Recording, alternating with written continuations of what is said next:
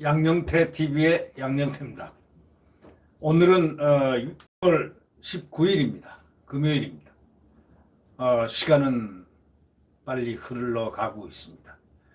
어떤 사람들에게는 빠르고 어떤 사람들에게 상당히 더디고, 이 정권을 바라보면 시간은 너무 늦은 것 같고요. 그렇지 않고 세월을 보면 빠른 것 같습니다. 문재인 정권이 들어서서 세월이 안 간다는 말이 이곳저곳에서 많이 들리죠. 정말 시간이 잘 안 가는 것 같습니다. 네. 그것은 나의 주관성이기 때문에 누가 뭐라고 할 수가 없는 부분입니다. 시간이 지겹다, 잘 안 간다, 이렇게 느끼는 것은 저만의 생각인가 또 모르겠습니다. 이게 지금 나라냐라는 말이 상당히 많이 여러 국민들에 의해서 많이 회자됐습니다. 언론에도 이게 나라냐라는 제목으로 글들도 많이 썼습니다. 사람들이. 대한민국 국민들이 쓴 거죠. 근데 이번에 북한의 그 폭발을 보고서 공포감을 느꼈습니다. 국민들이 많이 느꼈습니다. 아니, 어떻게 해서 저렇게 우리 대한민국 돈을 들여가지고 만든 연락사무소를, 남북연락사무소를 4층 180억을 들여가지고 정말 미국의 반대에도 불구하고 제재 국면에서 미국의 북한 지역에다가 돈을 들여가지고, 그 많은 돈을 들여가지고 그걸 꼭 지어야 되느냐라는 미국의 어떤 만류에도 불구하고 지었습니다. 그래서 폭파가 됐습니다. 그게 바로 워킹그룹에서 문제를 삼은 건데, 바로 워킹그룹의 말이 딱 맞아 떨어진 겁니다. 자, 폭파됐습니다. 그걸 지금 주장을 하고 워킹그룹을 갖다가 무시했던 사람들, 그 입장들은 지금 어떠한지요? 그걸 보고. 그래도 워킹그룹 어쩌고 저쩌고 하는 사람들이 있으니 이 나라는 참으로 답답한 나라 아닙니까? 그러니까 이 북이 이렇게 폭발을 하고 또 그렇게 국민을 능멸하는, 이 대통령을 능멸하는 게, 대통령을 능멸했죠. 김여정이가. 근데 이게 대통령을 능멸하는 그것만이 아닙니다. 이건 국민을 능멸한 겁니다. 대한민국 투표로 뽑힌 대한민국 대통령은 국가 원수입니다. 그러면 대한민국의 국가 원수를 능멸하는 것이 바로 김여정입니다. 대한민국의 대통령 국가 원수는 국민들이 뽑았습니다. 따라서 국민들을 능멸한 것입니다. 국가 원수를 조롱하고 국가 원수를 능멸하는 것은, 그것은 바로 국민들을 능멸하는 것하고 똑같습니다. 그런데 지금 말이 나온 게 겁니다. 이 나라에서 나는 과연 안전하게 살 수 있을까 하는 근본적인 물음이 국민으로부터 지금 나오고 있습니다. 이 국민들로부터 이런 질문을 받고 국가는 어떤 대답을 할 수 있습니까? 지금 이번에 우리 국민들은 이 남북 공동연락사무소 폭파 영상을 갖다가, 북한이 물론 공개한 거지만 이 33초짜리 이 영상을 국민들은 누구나 다 보았습니다. 거대한 폭발음, 이것이 바로 한국이 180억 원이나 되는 거대한 돈을 들여가지고 만드는 4층 건물, 그 초현대식 4층 건물이 산산조각이 나는 순간입니다. 무엇을 연상합니까?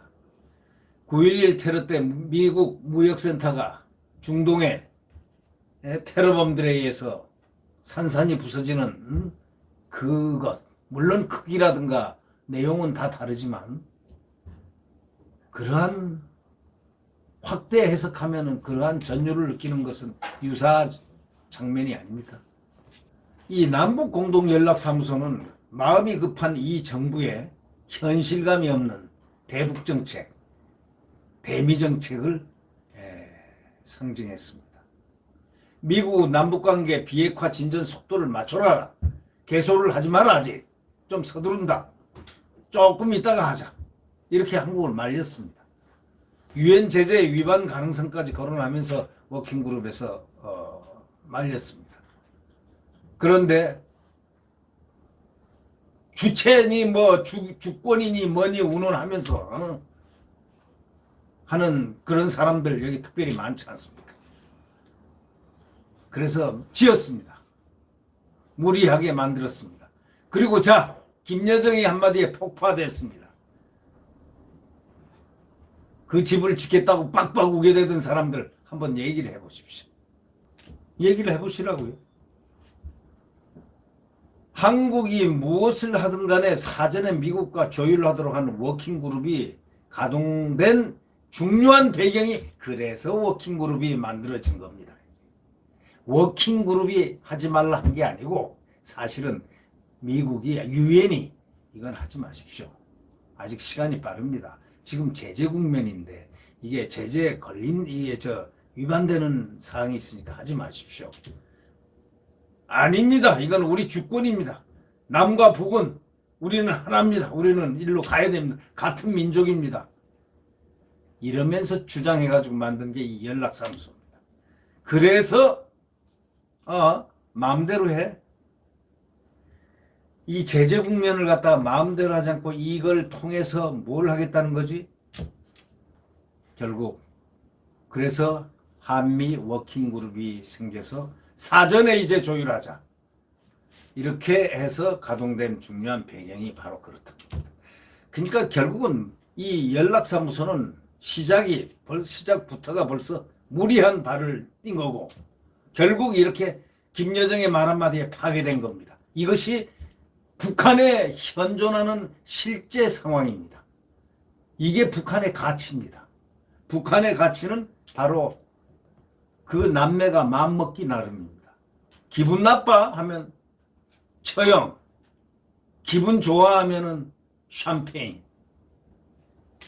그것은 아무도 모르고 그들 남매의 그 마음밖에 모릅니다. 그런데 그런 자들하고 같이 함께하는 대한민국 정부가 이번에 이런 정말 포악한 또는 대통령 국가원수를 능멸하는 이런 모든 국민들을 우롱하는 이런 모든 꼴을 당하고도 또 인내하자는 대통령을 보면서 가슴이 먹먹해지는 이 느낌, 이걸 어떻게 해야 됩니까? 보통 국민들이 이렇게 생각했습니다. 이 나라에서 법을 지키고 세금 내고 살면서 뭐 정권이 누가 바뀌든 문재인이가 되든 또 뭐 홍준표가 되든 또 황교안이가 되든 뭐 무슨 관계가 있겠나. 나라가 어떻게 바뀌어도 뭐 정권이 바뀌어도 나라가 나를 지켜주겠지. 이렇게 생각하고 살았던 순진한 국민들 이번에 확실히 보았습니다. 나는 법을 지키고 세금을 내면서 정권이 어떻게 누가 바뀌더라도 나라가 나를 지켜줄 줄 알았는데 이게 아니네. 근본적인 의문을 지금 제기하고 있다는 것. 바로 이것이 오늘이 어제와 다른 문제점입니다. 그 계속 트집 잡는 그 여성을 보십시오. 30대 초반의 여성입니까? 네. 20대 말반의 여성인지 난 나이도 모릅니다. 김여정은. 근데 이 북한의 대북전단 트집 잡기부터 시작을 해가지고 그 대북전단을 이러고 저러고 하는 그 김현철 4시간 만에 금지법을 만들겠다고 했던 그런 사람들로부터 시작해가지고 그런 사람들 때문에 이 나라가 이렇게 된 겁니다. 그러니 쟤네들이 막말 폭격을 하죠. 연락사무소 폭파하죠. 그 다음 도발이 뭐겠습니까? 이제 뭐 SLBM일 것이다.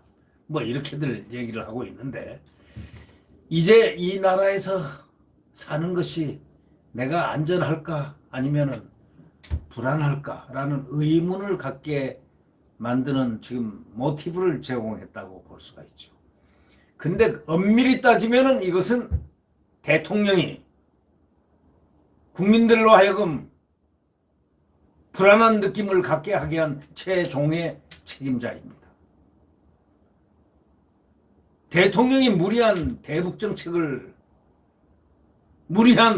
대북정책에 어떤 합의가 없는 국민적 합의가 없는 야당과의 전혀 합의가 없는, 또 전혀 국민적 컨센서스가 없는 그것을 지금까지 해왔다는, 그래서 이렇게 실패했다는.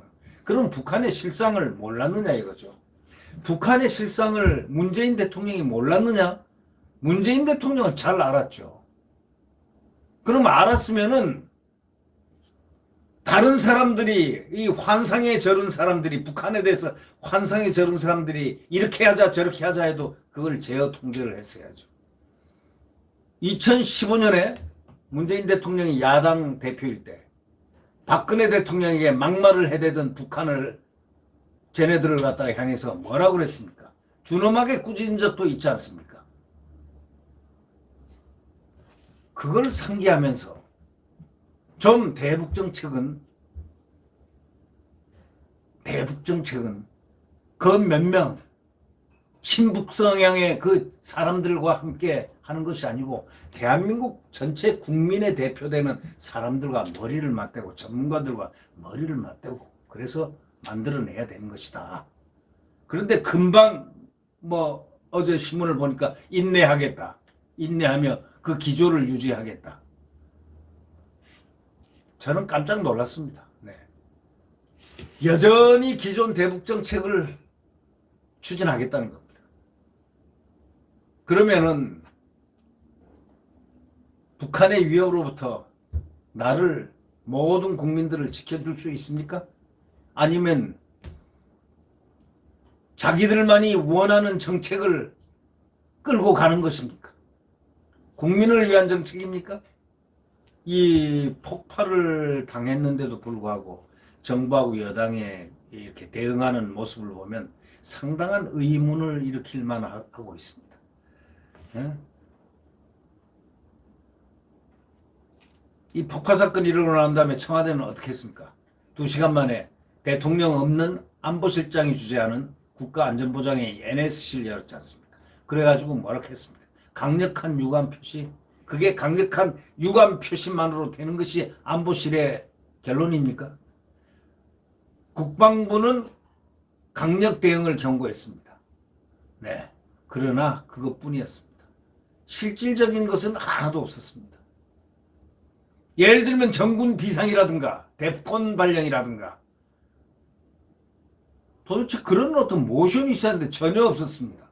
아니, 저들은 이미 개성공단 금강산에 전부 군대를 갖다가 투입시키겠다. 에? 또 벌써 이 DMZ에서 발견되는 그 철모라든가 착검이라든가 이 전투모를 쓰고 전부 다 전투 어떤 자세, 그리고 병사들이 새로 투입됐다는 바로 이런 여러 가지 징후들, 소위 말해서 9.19 군사합의는 이미 깨졌고, 그러면은 거기에 대응하는 국방부의 대응 매뉴얼이 있어야 될 거 아니냐. 그게 없잖아요. 그래 놓고 말로만 경고요? 국방부도 강력 대응을 경고했다. 그래서요. 액션이 뭡니까? 강력 대응한다면 그러면 데프콘 발령을 해야죠. 최소한 경계태세를 갖춘다든가 정군에. 문 대통령 한번 보십시오. 다음날 외교 안보 원로들과 오찬을 해서 계속 인내하면 남북관계 개선을 모색하겠다고 이렇게 말을 했는데 거기 모인 사람들 몇몇이 보세요.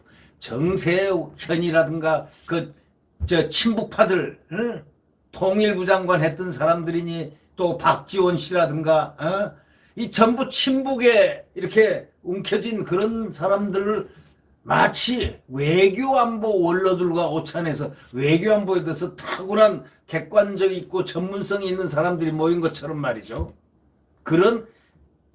그렇다면 모르겠는데 그런 친북 성향들이 잔뜩 있는 정세현이라든가 등등 임동원이라든가 등등 통일부 장관 출신들 또 이종석이라든가 이런 사람들 친북파들을 갖다가 전부 그 원로들이라고 해서 외교안보에 넣고 또 박지원 씨도 거기 들어가 있거든요. 박지원 씨는 국회 전직 국회의원도 하고 또 북한의 김대중 대통령을 그걸 수행을 해서 햇볕 정책을 실제로 왔다 갔다 한 사람이니까 양념으로 한 사람 정도는 또 모르지만 어떻게 그렇게 많은 사람들을 갖다가 전부 친북파들로 그렇게 할 수가 있느냐. 그게 거기서 나온 결론이 무엇일까? 뻔할 뻔짜다. 계속 있냐면 남북관계 개선을 모색하겠다. 네, 그걸로서 끝입니다. 네, 이걸 보면서 말이죠. 참 가슴이 또 답답해지는 것을 느꼈습니다.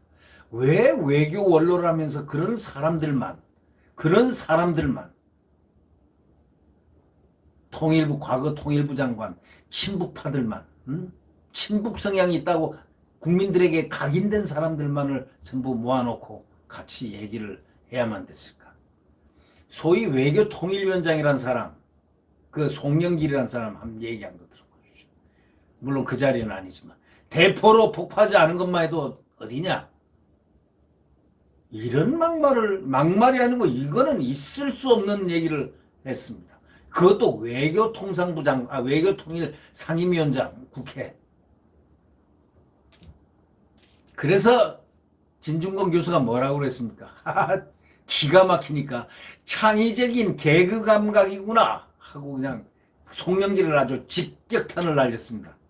예, 아주 창의적인 개그 감각이다. 개그 웃긴다 이거. 개그 감각이라고. 예? 김두관은 또 뭐라고 그랬습니까? 이게 평양과 서울의 남북 대사관 역할하는 연락사무소 2개를 두는 그런 협상을 하자. 이런 사람들이 날뛰면서 지금 대한민국을 주무르고 있다는 건 너무나 기가 막힌 일 아닙니까? 차라리 친묵은 금이다. 국민학교 때, 초등학교 때 배웠던 그 말을 가슴에 안고 살든지. 침묵은 금이다. 입 닫고 있었으면 나았을 걸 갖다가 송영길은 대포로 폭파하지 않은 것만 해도 다행이다. 이런 뜻 아니냐 이게. 대포로 폭파하지 않은 것이 어디냐.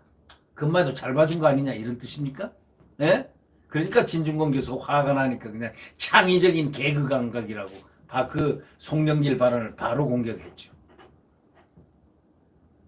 아니 폭파당해 있는데 지금 남북연락사무소가 이 180억 대한민국의 자산이 그대로 폭삭 주저앉은 가루가 돼버렸는데 한다는 얘기. 뭐 평양과 서울에 무슨 대표부를 두자? 연락사무소 두자? 자, 그러니까 성경에 이런 말 있죠. 오른뺨을 맞으면 왼뺨 내밀어라. 극격입니까?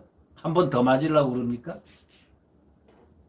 그 이상의 말도 아닙니다. 그거 바로 딱 그 말입니다. 지금 북한은 군사도발 문제가 지금 현실화되어 있는데 지금 미국 없었으면 벌써 죽었어요. 전부 여기 초토화됐습니다. 지금 미국이 한미동맹 그렇게 반미 하던 사람들을 어떻게 생각합니까? 네? 지금 한미동맹이 있기 때문에 그나마 함부로 못하고 지금 미국 정찰 자산들이 한국에 전부 떠 있습니다. 왜? 일거수일투족 북한을 갖다가 지금 감시하고 있습니다. 왜? 전쟁이 나는 걸 방지하기 위해서 말입니다. 그러니까 결국 북한이 군사 도발을 암시하는 그런 상상을 뛰어넘는 조치를 하겠다고 벼르는데도 북한이 군사 도발을 못하게 하겠다는 이 정말 군사 도발을 못하게 하겠다는 이런 소위 의지를 갖다가 이 정부에서 표현해야 됨에도 불구하고 그런 말은 고사하고 거의 그냥 기존 대북 기조를 유지할 태세, 유지하겠다 기존 그런 식으로 전부 다 정치권이라든가 청와대가 나오고 있습니다. 북한과 이웃해서 우리가 시달리고 많이 살았기 때문에 대한민국 국민은 대한민국 국민들의 대부분은 말이죠. 대북 문제에 대해서 전략가, 전술가, 그 다음에 대북 문제 해결에 대한 그 아이디어를 다 갖고 있습니다. 국민들이. 북한에 얼마나 시달렸기 때문에 저 행태를 다 알고 있어요. 정작 모르고 북한에 대한 환상을 갖고 있는 사람들은 이 정부의 일부 사람들과 저기 국회의 일부 사람들입니다. 네. 국민들은 대부분 다 알고 있어요. 요번에 그 RN서치하고 데일리안에서 그 여론조사한 거 보십시오. 20대가 지금 굉장히 붕괴했습니다. 20대가 세대 중에서 가장 붕괴했습니다. 어? 왜? 그들은 처음에 북한을 같은 민족이 제일 좋다고 했습니다. 함께 가야 된다고 한 사람들인데 이번에 확 다 돌아섰습니다. 이유가 뭡니까? 실상을 봤거든. 아니 이럴 수가 있어. 근데 잘 아는 세대들은 왜 이렇습니까? 지금 말이죠. 문제는 대통령이 잘 알아야 될 부분이 있습니다. 뭐냐면 국민들이 개개인이 느끼는 진짜 안전한가? 이 나라가 안전한가? 이거 여기 살아도 돼? 이런 마음이 국민들에게 생겼다는 바로 이것이 무서운 얘기입니다. 대통령의 대북 정책은 실패하면 다시 조정하고 하면 되지만 국민들이 마음속에 불안감을 아니야 이거 불안한데 라고 느끼기 시작하고 이 정부에 대해서 신뢰를 상실하게 되면 이거는 통째로 모든 것이 흔들리게 돼 있습니다. 이것을 대통령과 정치하는 사람들이 국민 입장에서 역지사지하면서 한번 다시 겨눠보고 대북 정책을 다시 세워라 이렇게 말하고 싶어하는 바로 그 지점이 아닐까 한번 생각해 봅니다. 구독 버튼과 엄지를 눌러주시면 고맙겠습니다. 네, 안녕히 계십시오.